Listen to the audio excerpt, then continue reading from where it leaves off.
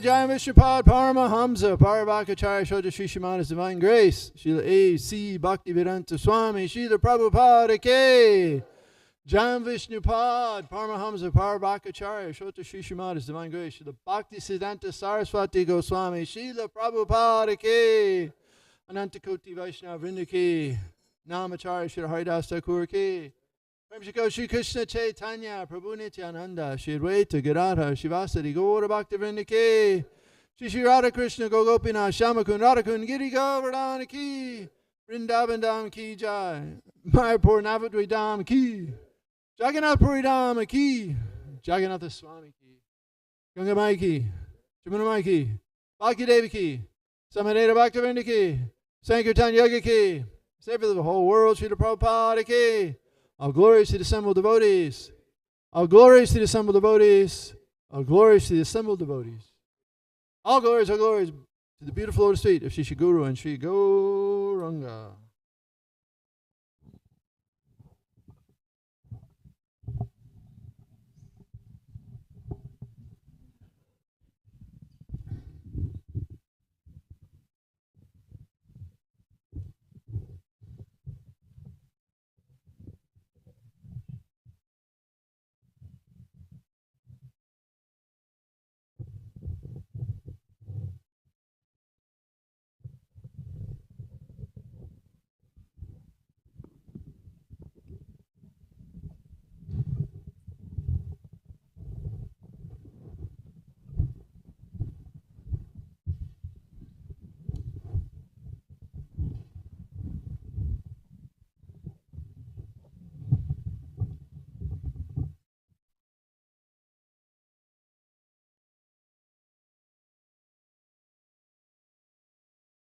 This will be given by her grace. Brother Chanavale.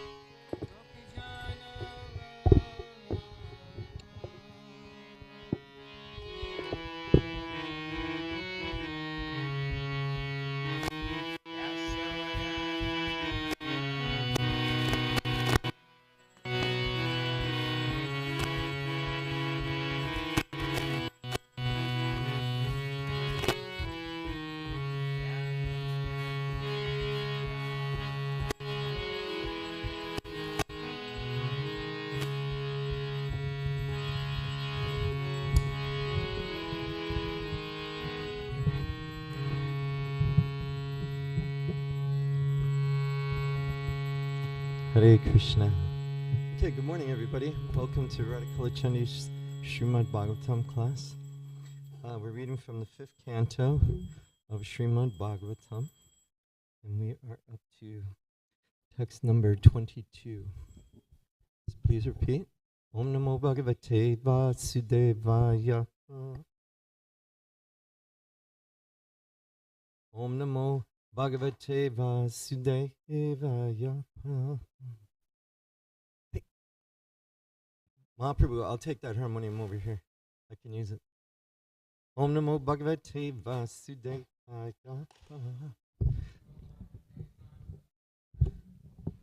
Okay, these verses are like done. There's a name for this, but it's not really according to a meter.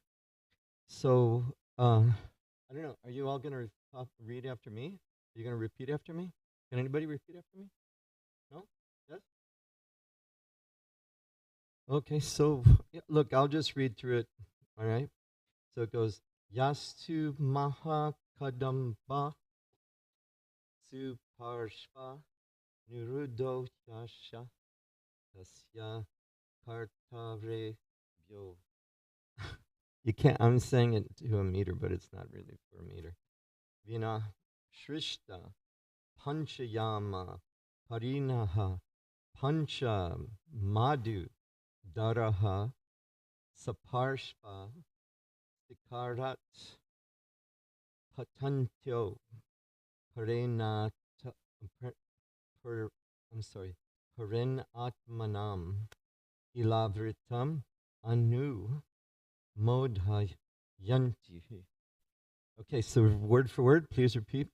Ya, which, to, but, Mahakadamba. The tree named Mahakadamba. Suparshva, Niruda, which stands on the side of the mountain known as Subarshva.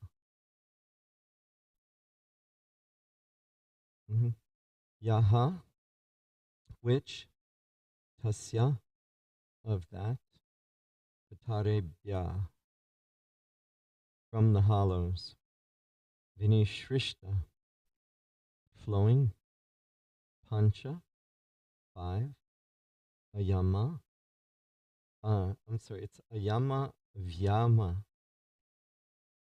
a unit of measurement about 8 feet.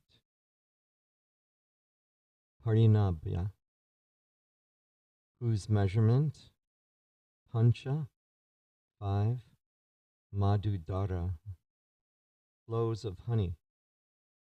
Suparshva sikarat, yeah, from the top of Suparshva mountain. Patantya, flowing down.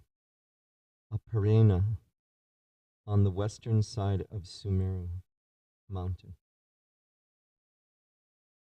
Atmanam, the whole of. Ilavritam, Ilavrityam Varsha.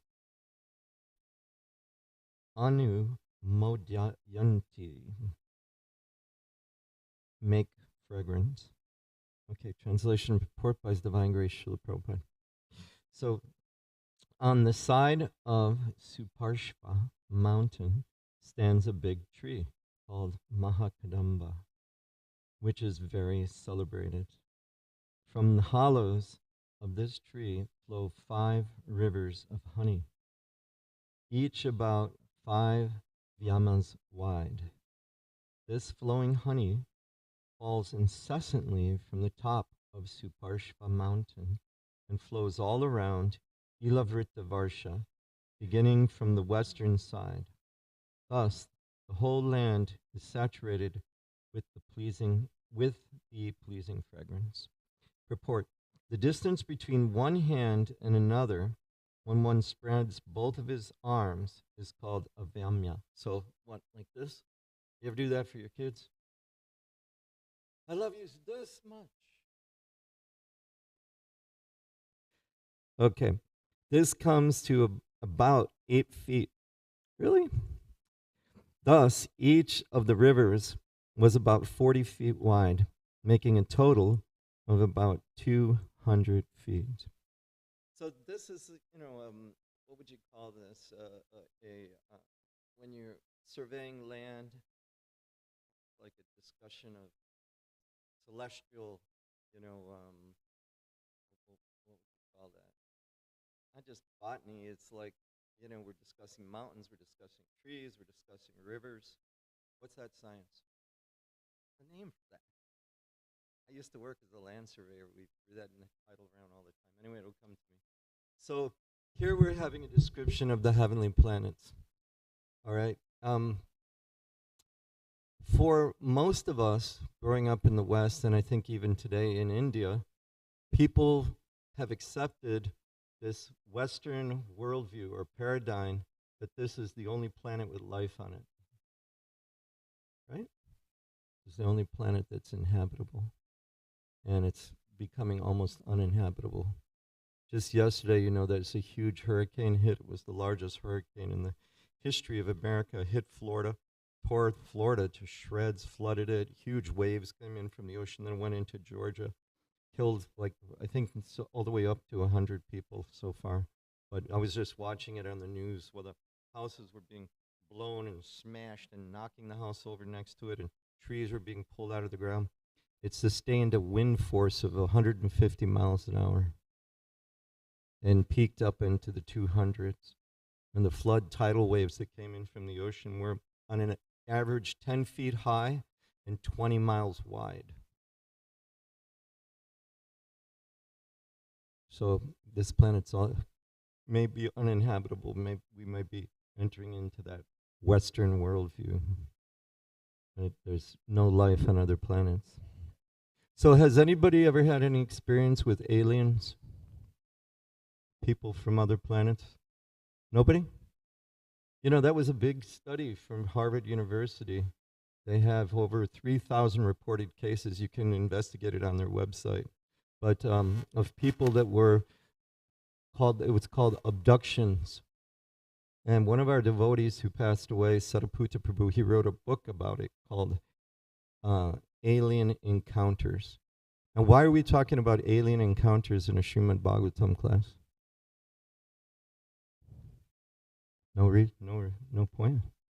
Alien encounters, sorry Krishna. Alien encounters are important because most of the descriptions in our books are describing life on other planets. For example, we all know about the demigods, in Sanskrit called Deva. So, but you may have not studied the details, but there are also Upadevas. Does anyone know what an Upadeva is? What? Ugra? Oh, Upa. Yeah. Upadevas are heavenly persons who have about 3/4 of the power of a demigod. The demigods are divided into different categories, but for the most part, two.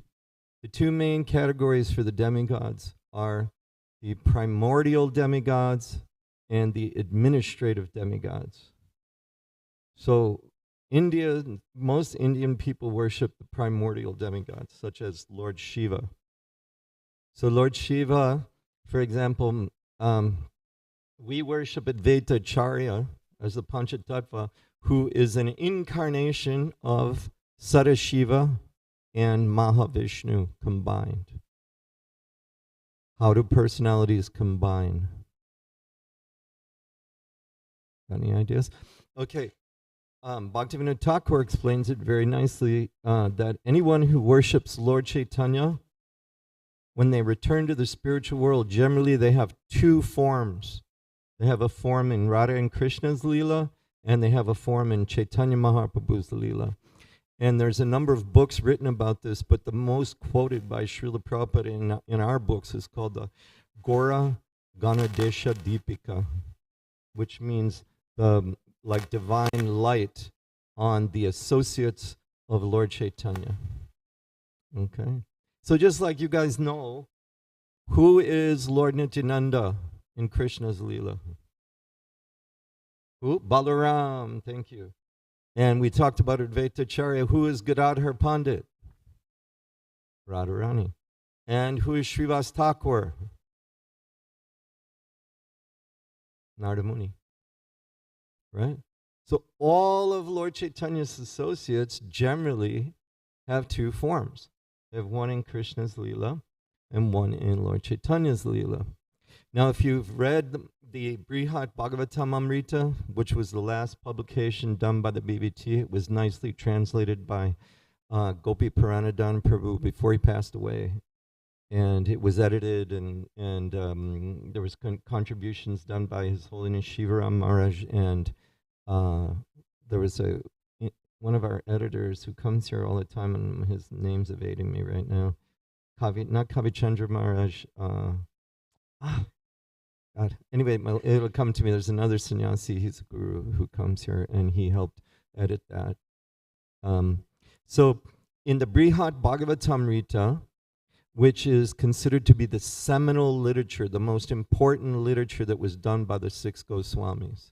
It's available, even if you don't want to buy the book, you can go to krishna.com/ebooks, and you can see all of our books that have been published by the BBT. But Brihat Bhagavatamrita is a wonderful book. And basically, in Brihat Bhagavatamrita, the reason I'm bringing it up with this discussion of aliens and life on other planets is that there are two stories in the Brihat Bhagavatam Amrita. Now, all the other literature of the six Goswamis is based on the Brihat Bhagavatam Amrita, which was written originally by Srila Sanatana Goswami, Rupa Goswami's older brother, and Rupa Goswami accepted him as his spiritual master. So there you have two basic stories. One story is Narada Muni, who is looking for the ultimate devotee. And he goes everywhere. He goes across the whole planet, this earth. He goes to the heavenly planets. He goes to all the different demigods. He goes, what might be interesting to you guys is the demigods, sometimes they reside in heavenly planets within the universe, but for the most part, they reside within the coverings around the universe. So the universe is compared to be like a coconut. Inside the coconut, there's water. So when the universes are created, does anybody know how universes are created? Do the demigods create universes? Who? Lord Mahavishnu, yes, thank you. So Karanadaksha Vishnu, or Mahavishnu, he lies down in what's called the Karanadaksha Ocean, or the Vaitarani River, which divides the spiritual world from the material world. This is described in the pastime of Bali Maharaj, when Lord Vamanadev kicks a hole in the universe, and the Karanadaksha Ocean starts to pour into the universe at the top of the universe. And what's the Karanadaksha Ocean become? The Ganges River, yes. And according to Vedic cosmology, when you look at the Milky Way in the sky, have you guys ever seen that? So it's like a curling, what a circular formation of stars in the sky. Well, according to Vedic cosmology, that's the Karanadaksha Ocean falling from the top of the universe into the universe, and the demigods are coming there in their swan and golden airplanes, and they're collecting the Ganges water from the top of the universe, whereas it flows in and bringing it to their homes. And that constellation is called Suratarangini. Suratarangini is the name of my daughter. Tamal Krishna Maharaj, His Holiness Tamal Krishna Maharaj, our spiritual master, gave that name to her. So Sura, just like, you guys know the name Sura? You know the name Asura, right? Asura means demon. Sura means demigod, right? Like we used to have a devotee, but he passed away now. His name was Sura Prabhu. He's a disciple of Srila Prabhupada. Prabhupada gave that name to him. So demigods and demons. And so Sura can also mean goddess. It can mean God or goddess. What's really interesting, while we're I want to touch on it as a side point. What's really interesting about the Vedic literature and the Srimad Bhagavatam is not only is there history, but there's also her story. The Western worldview focuses on history, but the Vedic literature gives you both. Just like you have Radha and Krishna. Now we accept Radha and Krishna, right, as equal. Sometimes people worship and say that Radharani is superior to Krishna. Right? And Radharani is not Jiva Tattva. What category is she in? She's what? I can't hear. Hadini Shakti of the Lord. Yes. So does that mean she's Vishnu Tattva? Or is she Jiva Tattva? She's Vishnu Tattva. So does that mean our religion is polytheistic? This is a monotheistic tradition. You're all saying it's monotheistic. It's not polytheistic, but you're telling me that Radharani is also Vishnu. She's in the same category as Krishna. That's your homework today. Disentangle that philosophical knot and let me know what you come up with.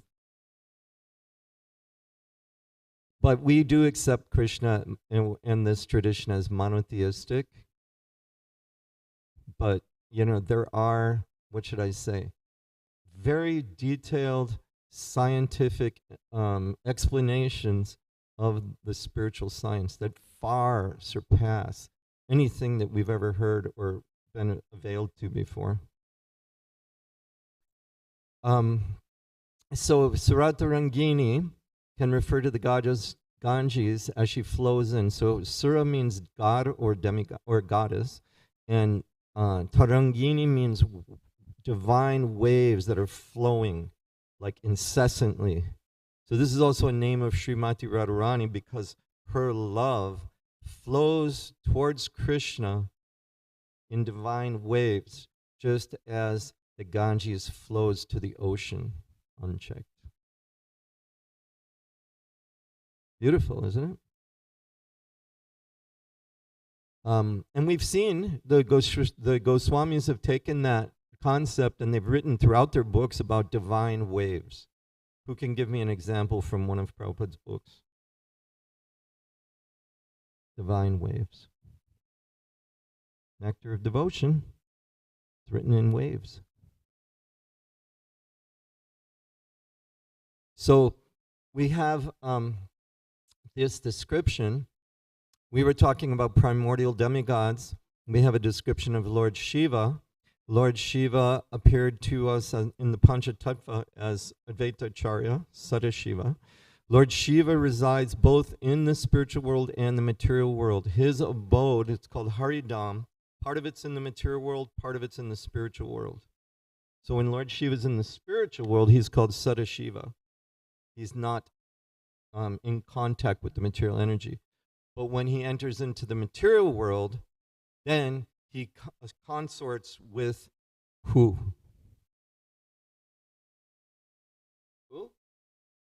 Durga Devi. Thank you, Durga Devi. Yes. So it's described that there are 3 primary incarnations of Lord Vishnu. We were talking about Karanadakshay Vishnu and where universes come from. So that Karanadakshay Vishnu, he lies down in that ocean, or it's sometimes called the Vaitarani River, which divides the material world and the spiritual world. And his form is so gigantic that universes come from the pores of his skin, like droplets of sweat come from our body. This universe is considered to be the smallest universe in material creation. It's 4 billion miles in circumference. I'm sorry, in diameter. Circumference would be all the way around. Diameter's across.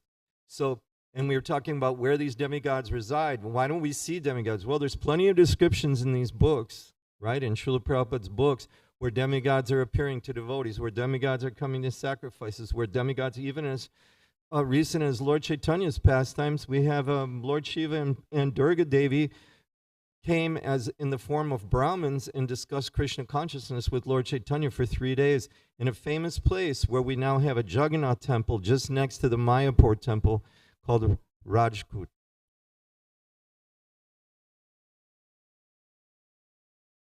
So now, so these coverings of the universe. Okay, let's talk about Mahavishnu for a minute.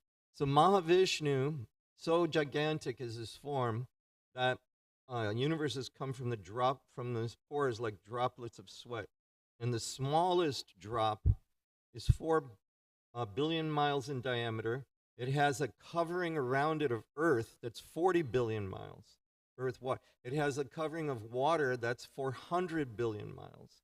Earth, water, fire. It has a covering of fire that's, what would that be? 400, it would be 4 trillion miles thick, and so on and so forth out. So you have the coverings are earth, water, fire, air, ether, mind, intelligence, false ego, ahankara, and then you have the covering of the Mahatattva.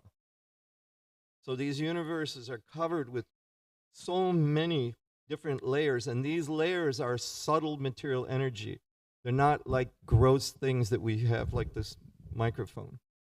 Okay? For example, if you read in the Brihad Bhagavatamrita, the second part, so the first part is Narada Muni looking for the ultimate devotee. The second part is Gopa Kumara trying to return to the spiritual world to be with Krishna. I'm sorry if this is too loud. I'll back off this microphone. It's just hard for me not to speak loudly when devotees are falling asleep in front of me.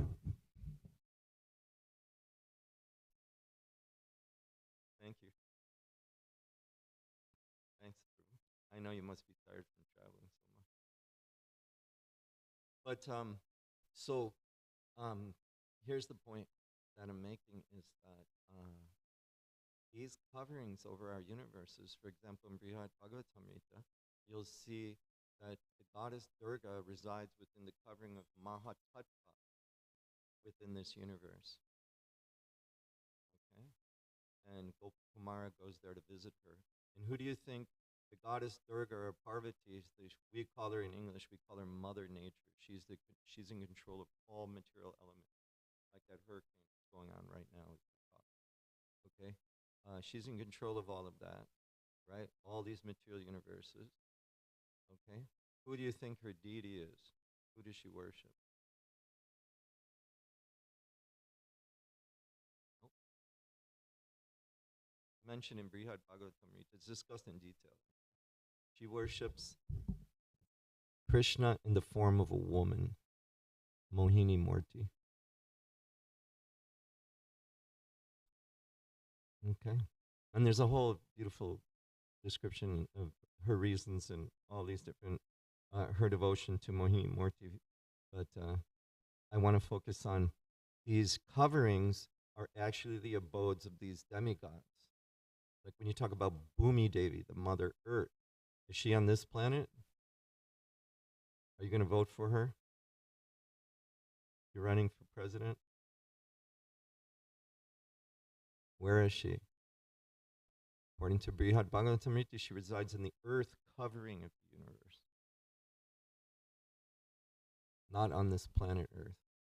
Does she come to the planet Earth? Yes, she does. Sometimes. For Krishna or for exalted personalities. But does she reside here? No, she doesn't. So Mahavishnu, you can imagine, right, how huge he must be.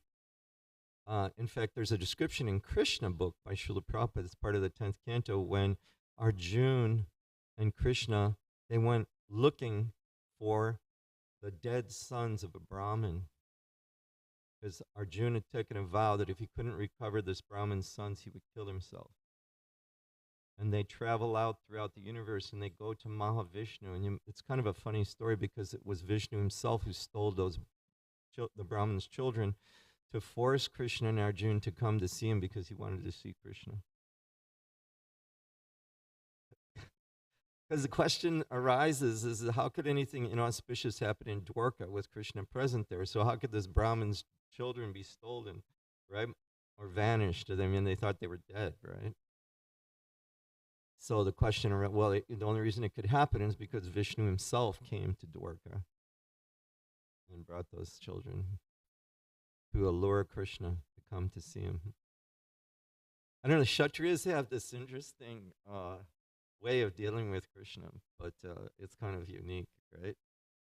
They'll fight and try to there's the one king, Surya Sen? No. Suvarna Sen. Suvarna Sen, when the Pandavas were going out and collecting, they were collecting money and gold for this huge Rajasuya sacrifice of Maharaj Yudhisthira. So Surya Sen thought that he was a great devotee, but he thought, if I fight against Bhima was the one designated to come to his area of the world and collect taxes and for the sacrifice. He thought, if I fight with him and I'm so ferocious that Bhima is going to lose, he'll pray to Krishna and Krishna will definitely come and appear to him. So am I recommending that you guys fight against other devotees so Krishna will appear to you?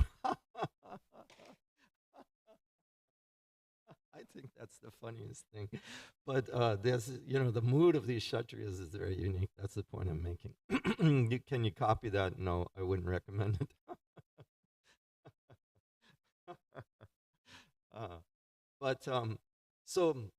Krishna and Arjuna went all the way to Lord Mahavishnu, Paranakshay Vishnu, and Vishnu, he was so happy his trick worked, right? And he gave the boys back, and he got Krishna's darshan and Arjuna's darshan. So it's described Mahavishnu, when he breathes out, okay, so one exhalation, that's 311,432,000,000,000 years. And the entire universe, and not just this universe, but countless universes are created, exist, and then when Mahavishnu breathes back in, 311,432,000,000,000 years go by. When he breathes out, it's the life of Lord Brahma. When he breathes in, so what happens to all the people that are still in the universe attached to material life? You don't go back to Godhead. By the time you get a lot of, you get to go into this cycle of birth and death and become demigods or demons or cats or dogs or whatever you want to do. 8,400,000 opportunities for you to try to enjoy the material world. So if you still attached at the end of 311,432,000,000,000 years, what happens to you? What? Thank you. You're breathed into Mahavishnu's body, and you remain in a comatose state for the next 311,432,000,000,000 years until he breathes out again. Are you guys ready to sleep for a long time? Maybe.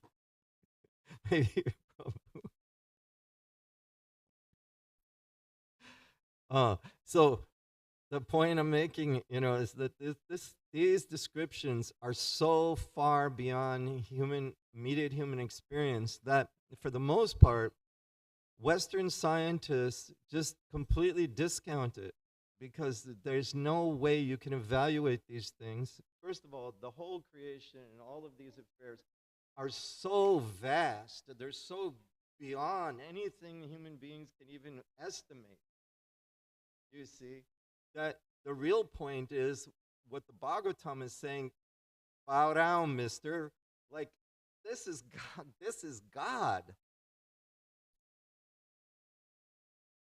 You can't estimate this. You can't imitate this. You can't, do anything to analyze it with your microscopes, your telescopes, or your computers, or, your bank balance, or even if you just want to jump up and down and scream, it's not going to work. And that we're just talking about one incarnation. There are as many incarnations of the Lord as there are waves in the ocean. Like if you guys go to Vrindavan, to a place called Kusha Sarovaram. So this is a beautiful place, and there's a huge temple that's built there. It's one of the wonders of the world that the British don't want anybody to know about. Nobody ever documented this. But if you go to Kusha Sarovaram, there's a building. It's about like from Bhakta Steve to me. It's made with pillars like this, all cut out of stone. And then on top of it is a dome that's cut out. It's a 50-foot dome. Okay, so 50 feet across. That's bigger than this temple, actually. This is 40 feet across here and 80 feet in length. So that building is 50 by 50. So it's about 10 feet wider than this. And a single stone has been lifted and put up on pillars about the same height as where the demigods are here in this temple room. A single cut stone that's 50 feet across into a massive dome. The dome's like maybe 30 feet tall and 50 feet wide. Figure that one out, all of you engineers. How did they even lift it off the ground? How did they bring it? There's no stones in that area that are that big. You can go there today and see it with your own eyes.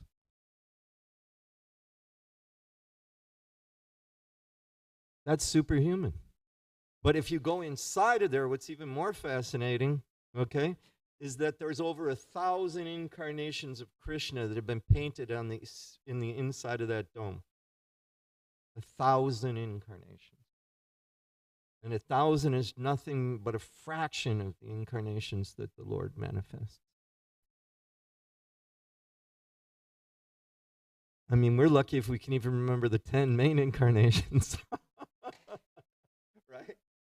Matsya, Kurma, Varaha, Nrsimha, Vamana, Parshuram, Rama, Krishna, Buddha, Kalki. Come on, you guys, you should at least applaud me. Give me some. No, I'm just.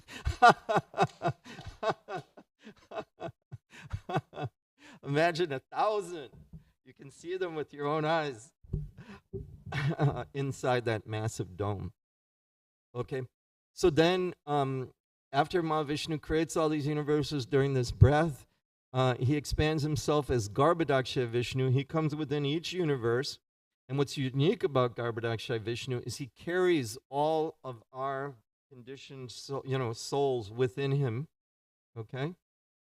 And from his body, a divine water emanates, like our sweat comes from our body, and it fills up the bottom of the universe, and it's the original water of creation.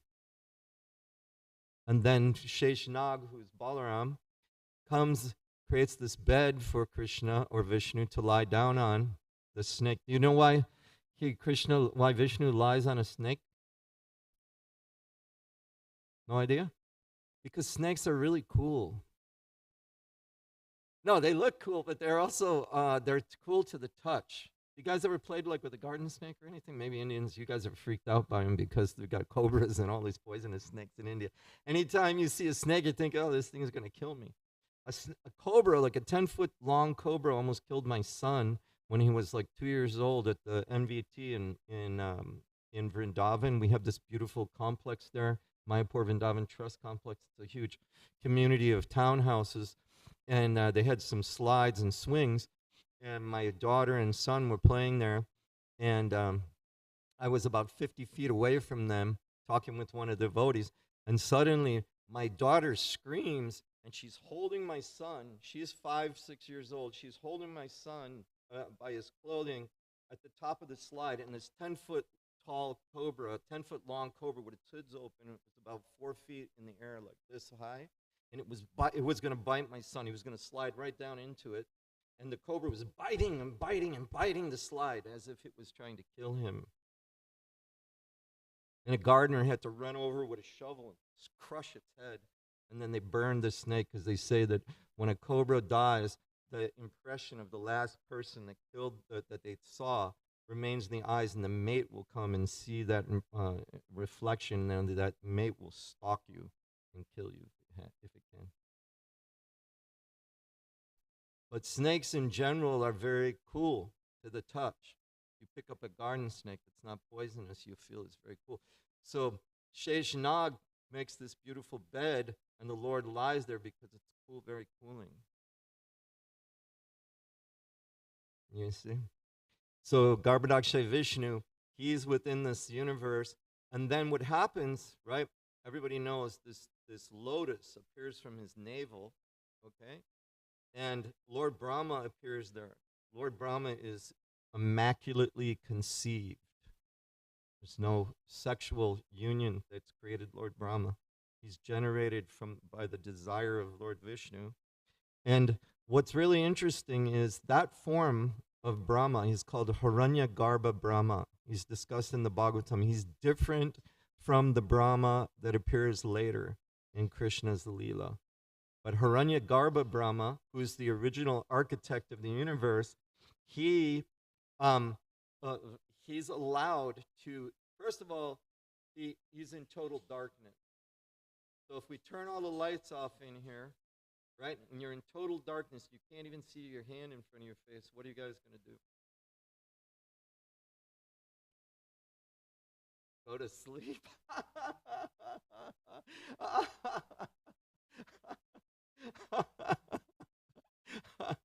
No, it's a frightening situation. I mean, they're out in this middle of this universal ocean. There's nobody around. You can't even hear a pin. There's not even like the sound of a pin dropping. You're in total darkness. I mean, to me, it's a frightening situation. You can't even see your hand in front of your face. And then he's wondering, what am I created for? What should I do? And then he prays. And then he hears the words, tapa. And for 1,000 years, celestial years, so we're talking like, hundreds of thousands of years on earth, he performs austerities. And then what happens is Lord Vishnu allows him to experience all of the conditioned souls that are within the body of Garbhodakshay Vishnu. He allows Lord Brahma to experience their lust and their greed and their madness and all their desires for dominating and exploiting material energy and exploiting other living beings. And then by doing that, by feeling their material desires, experiencing their material desires, Lord Brahma gets a subtle blueprint of everything he needs to create within the universe so that we can try to fulfill our desires here. That's discussed in detail in Brahma Samhita, but it's mentioned in Srimad Bhagavatam in the 3rd canto. You've seen the picture, right, of Garbhodakshay. He's lying down, and there's the lotus, and Brahma's on the top of it. It's on the cover of that 3rd canto of Srimad Bhagavatam. I think it's volume 4 in the original set. So then you have Garbhodakshay Vishnu, okay, and then from Garbhodakshay Vishnu, who all these planets and everything is created, and all these living beings are created, such as the demigods. So the demigods are still comprised of material energy, but we have their bodies are material; they're not spiritual. Going to heaven in Vedic cosmology means you're still within the material world. There's a distinction between Vaikuntha, or the spiritual world, and heaven. And so you have primordial demigods such as Lord Shiva, who doesn't die when the universe is destroyed. However, Shiva is forced back within the material energy when this universe is recreated. Why? Why is Lord Shiva forced into material energy? The only reason we're forced into material energy is because we have material desire. So Lord Shiva, when he contacts them, it's actually described that when Vishnu wants to have material creation take place, he glances at the material energy, who is in the form of Durga or Parvati, and that glance is Lord Shiva. So even Vishnu's glance can become personified. In fact, Srila Prabhupada's spiritual master, Srila Bhaktisiddhanta Saraswati, he's described as the personified glance of Srimati Radharani. So everything in the spiritual energy becomes personified. There's no dead matter. There's no unconscious things. And if you read Brihad Bhagavatamrita, when the Gopakumar is standing at the gates of Vaikuntha, he's watching different kirtan parties and different sankirtan parties coming back to Vaikuntha from different universes. And when they cross through the gates, whatever their relationship is with Krishna or with Lord Vishnu, in this case, their bodies transform by the influence of their relationship and the power of the spiritual energy. Just like we were talking about how Lord Nityananda is Balaram. But there's also, say, for example, if somebody wants to be Srimati Radharani's pet deer. Does anyone know Radharani's pet deer's name? You know her pet parrot's name? Shuka's a boy's name. That's Krishna's parent. Sorry, mention, but there's also other names too. But you know, Krishna has pet dogs. Does that mean you should go out and buy a dog today? Krishna has 2 dogs that he herds his cows with. So there are devotees that want to serve Krishna in that capacity, is my point. You see, like we're talking here about this huge tree in the heavenly planets, Mahakadamba. So you might know, what are trees referred to in the spiritual world? What's the Sanskrit name? What? I don't know, they're called Kalpa Vriksha. Or Kalpa what? I can't hear you.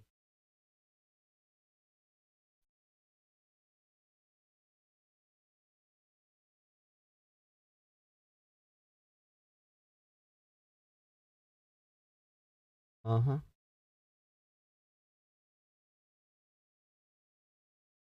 Okay. Yeah, Sanskrit names have many meanings. And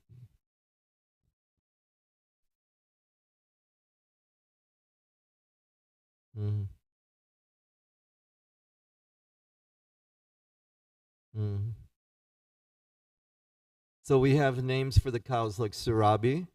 We have also Go, but and the trees we have Druma, like Godruma Dweep. But generally, when trees are referred to in the spiritual world, they're called Kalpa Vriksha. Vriksha. So Kalpa Vriksha, there's a famous gigantic Kalpa Vriksha tree. It's the hugest tree in Goloka Vrindavan. Now, Goloka Vrindavan, just the planet of Krishna, it comprises 75% of the entire spiritual world. Vaikuntha planets only make up 25%. And the material world is only compared to be 25% of the entire creation. So the spiritual creation is 75%, material creation is 25%, and of the spiritual creation, just Krishna's planet alone, Goloka Vrindavan, is up to 75%. So these Kalpa Vrikshas, like this gigantic tree here in the heavenly planets, and I know a little bit about this tree. I'll tell you guys. I'm gonna end soon. Is that the Kalpa Vriksha tree, the huge Kalpa Vriksha tree, Mahakalpa Vriksha? This tree is the tree that Krishna goes to whenever Radharani becomes angry at him. Jai Radhikalatanji. I hope Radharani doesn't become angry with any of us, though.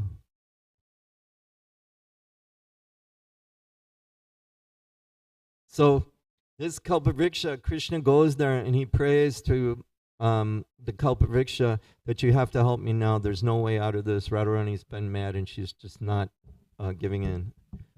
And this Kalpavriksha tree arranges different pastimes to alleviate Radharani's anger. And then, interesting, we were talking about snakes today. There was this snake who was talking to Radha and Krishna's parrots. And the snake was lamenting that I'm such a venomous, horrible, degraded, envious, angry creature that I'll never have the chance to serve Krishna. And the parrots were saying, well, you know, we don't know what to say about you, but, you know, You got to just try and pray and be sincere and become serious. And so anyway, what ends up happening is Radha and Krishna were scheduled to meet each other. Krishna didn't show up. Radharani became so mad. It was all the way through the whole night. Krishna hadn't come. She got so angry. Anything that was black inside this cottage where she was, she started throwing it out through the windows out into the dirt. She had a black comb. She threw it out. She had a girlfriend who's got a dark complexion, Shama. She shoved her out. She had a mirror that has a black frame on it. She threw that out. Anything that resembled Krishna's color, she was just furious at it. And then even when she looked in the mirror, she saw her black hair, and she was ready to cut off her own hair and throw it out in the dirt, in the pathway. And then finally Krishna shows up, and it was obvious Krishna had, been kissed and bitten and had been in some conjugal, what would you call it, romantic interlude. And so Radharani was furious. And right at that time, it was just before sunrise, and it started to rain. And Krishna was standing outside of the cottage in the pouring rain, being soaked. And Radharani was inside the cottage, so furious. And all the residents in the forest at that time in Vrindavan, they're her friends, the manjaris, the trees, the birds, anybody who was present there, they were all like, how can a day in Vrindavan start like this? And then right at that moment, that huge snake that was lamenting how envious and hateful and degraded it was, it came into the cottage. If you live in India, you'll see this. When it starts to rain really hard, like in monsoon, the snakes come into the buildings. Get ready for that one. Okay? The snake came into the cottage. Radharani saw the snake. She panicked, and she immediately jumped out into Krishna's embrace. And her anger was gone. And Krishna looked at the snake, and he smiled, and he winked, and he thanked the snake again and again and again. Radhe Shyam Ki. So just in conclusion here, I want to just leave you with one point, is that we have all these descriptions of life on other planets. And for example, this huge kalpavriksha, this huge, what is it called? Kadamba tree. Have any of you ever seen a kadamba tree? Mayapur is full of kadamba trees. They grow these beautiful flowers. It kind of looks like a little donut. I don't know, when I was a kid, we used to have these donuts. They were called snowballs. So they take the donut and they roll it in coconut and they have some pink. It's like pink and white. Kind of looks like a coconut snowball to me. But they're quite fragrant. What's the name of Krishna with the word kadamba in it? We had a guru. He passed away recently. Prabhupada gave the name. What? Kadamba Karna is the name of Krishna, right? One who adorns himself with kadamba flowers. So these trees, like for example, there's a mango tree that is so gigantic that the mangoes are the size of elephants. And these mango trees, they line the celestial Ganges River. Okay, like here we're reading about this river, these rivers of honey flowing. So these gigantic mango trees, there's not just one, there's many, but the one is very famous, it's huge, but they grow mangoes the size of elephants. These mangoes have literally no skin and no seed. And when they ripen, they fall to the ground, they burst on the banks of the celestial Ganges, and they mix with the soil of the Ganges, and the banks of the celestial Ganges turn into gold. And Prabhupada said, not only is that gold attractive and shiny, but it also has a flavor. And Prabhupada said in the spiritual world, not only is it shiny and have a flavor, it also has a fragrance. But then the demigods go to the bank of the celestial Ganges, they collect that gold, and then they fashion all types of armor and chariots and jewelry. That's why you see the demigods are lavishly dressed in gold jewelry.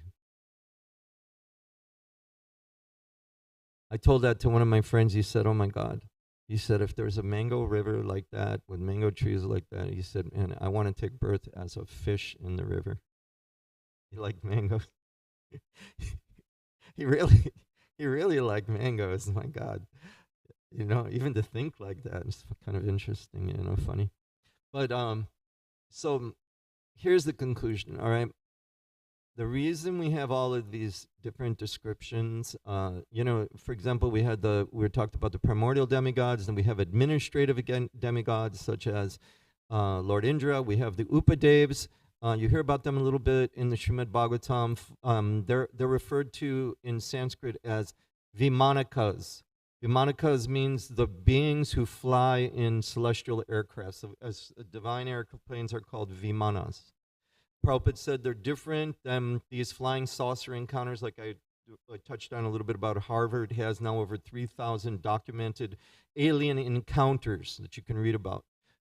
About a third of them are good encounters, about 2/3 of them are demoniac encounters with hellish descriptions, shocking descriptions, by people who are like upstanding citizens of the world, like doctors and lawyers and all these different, scientists and top Air Force people and all these types of things. And they have it documented with film and all kinds of things. If you read that book, Alien Encounters, you'll be shocked how many documented alien encounters there are.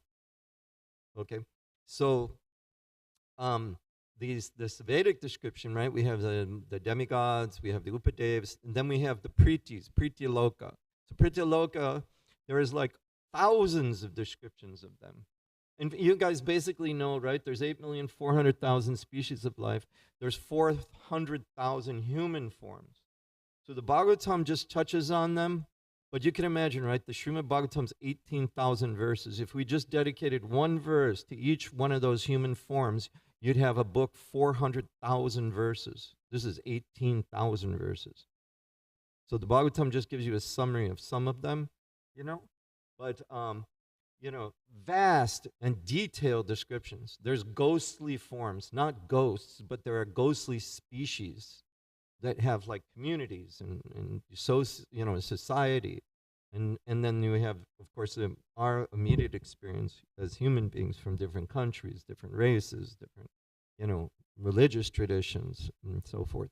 So all of this is meant to, as a community of devotees, we're meant to understand this and present these things because it allows people with a scientific worldview to come closer to Srimad Bhagavatam. That's the conclusion.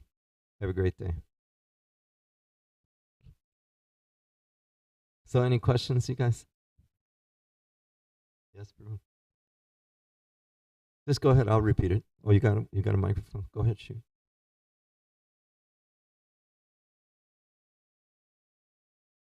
Right.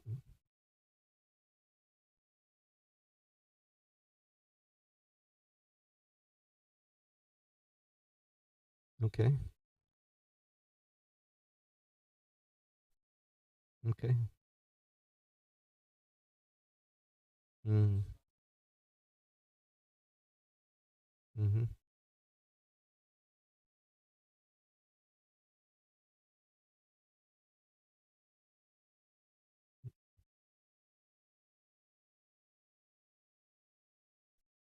The question is, Radharani, Hare Krishna, you guys have a great day. Thanks for coming. There's breakfast if you want. Oh, no, it's that fasting till like 10:51 till 11:18, but I don't know if it depends on how strict you are, but I'm sure they're serving breakfast right now.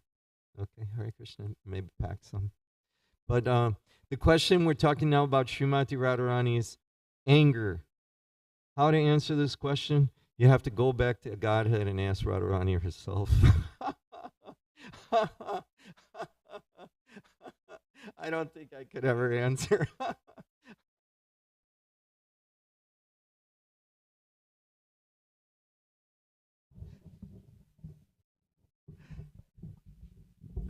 Yeah, these things are like way beyond my pay grade, so I'm gonna have to direct you to the goddess of fortune herself here. That Mishra Bhagavan Prabhu has a question about you being the greatest devotee and why you always pissed off. Sorry, I shouldn't say like that. That's not very respectful. Sorry.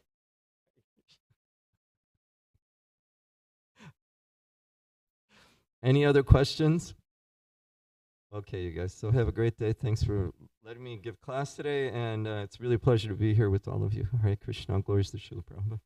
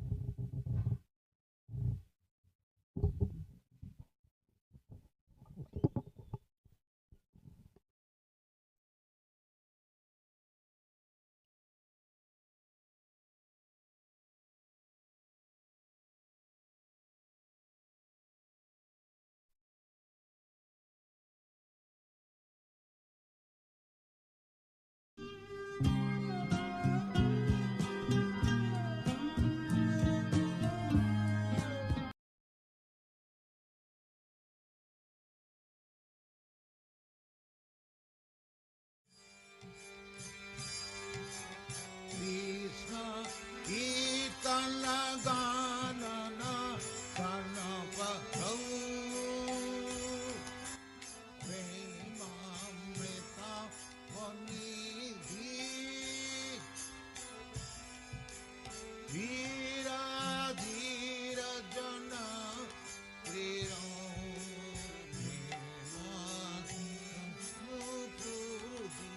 Tau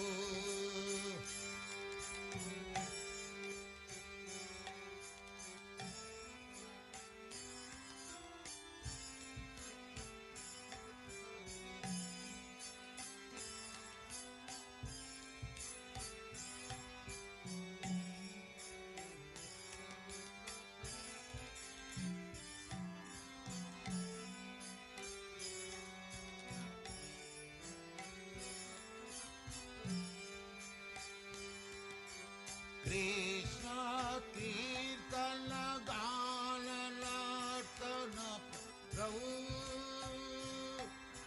Premamritam Vani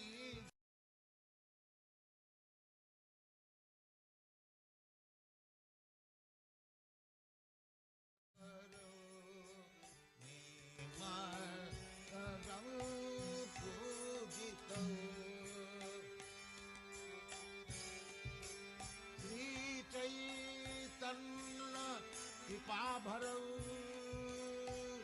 भुवि भुव भारा वहन तारक